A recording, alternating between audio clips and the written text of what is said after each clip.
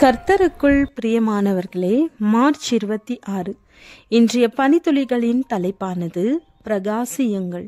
வசனம் தானியேல் 12வது அதிகாரம் 3வது வசனம். ஞானவான்கள் ஆகாய மண்டலத்தின் ஒளியைப் போலவும், அநேகரை நீதிக்குட்படுத்துகிறவர்கள் நட்சத்திரங்களைப் போலவும்.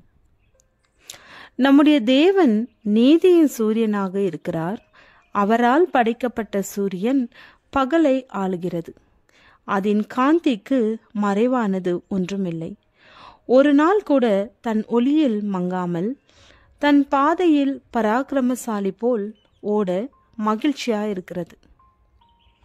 கர்த்தர் தம்முடைய சாயலில் படைத்த மனிதன் எப்படி இருக்கிறான்? பாவம் நிறைந்த உலகத்தில் கர்த்தருக்காக எழுந்து பிரகாசித்து அந்தகாரத்தில் இருப்பவர்களை அந்த ஆச்சரியமான ஒளியினிடத்தில் கொண்டு வருவது நம் கடமை அல்லவா?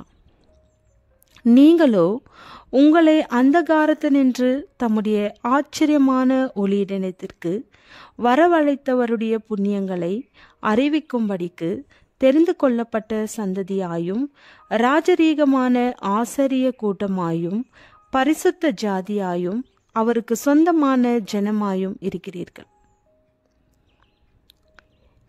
ஏசாயா 60:1-3 சொல்லப்பட்டபடி நாம் எழுந்து பிரகாசிக்க அழைக்கப்பட்டிருக்கிறோம்.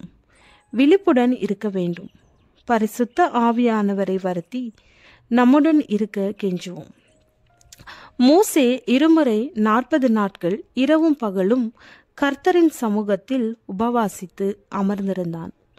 அவனுடைய முகப்பிரகாசத்தை இஸ்ரவேல் பார்க்க கூடாதிருந்தது.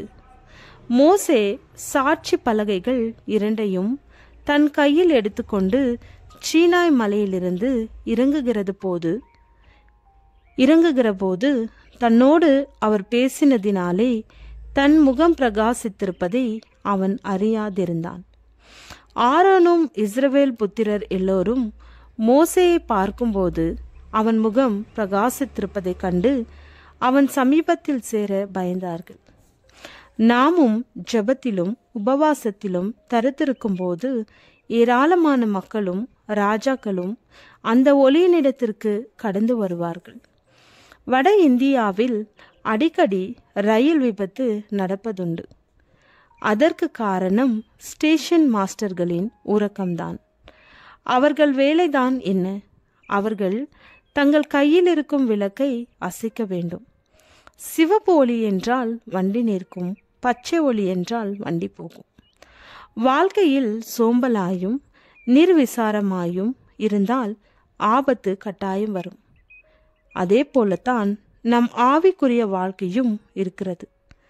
துதித்து பாடி ஆண்டவரை உயர்த்தும் போது சாத்தான் வெட்கப்பட்டு ஓடிவிடுவான். ஆவியில் அனலாயிராத போது பல வேதனைகள், சோதனைகள், போராட்டங்கள், இச்சைகள் நமக்கு முன் நின்று தாண்டவமாடுகிறது. நம்முடைய சொந்த பலனில் சாத்தானிடம் தோற்றுவிடுவோம். ஜாக்கிரதையாயிருப்போம். முற்காலத்தில் நீங்கள் அந்தகாரமாயிருந்தீர்கள், இப்பொழுதோ கர்த்தருக்குள் வெளிச்சமாயிருக்கிறீர்கள். வெளிச்சத்தின் பிள்ளைகளாய் நடந்து கொள்ளுங்கள். ஜெபம்.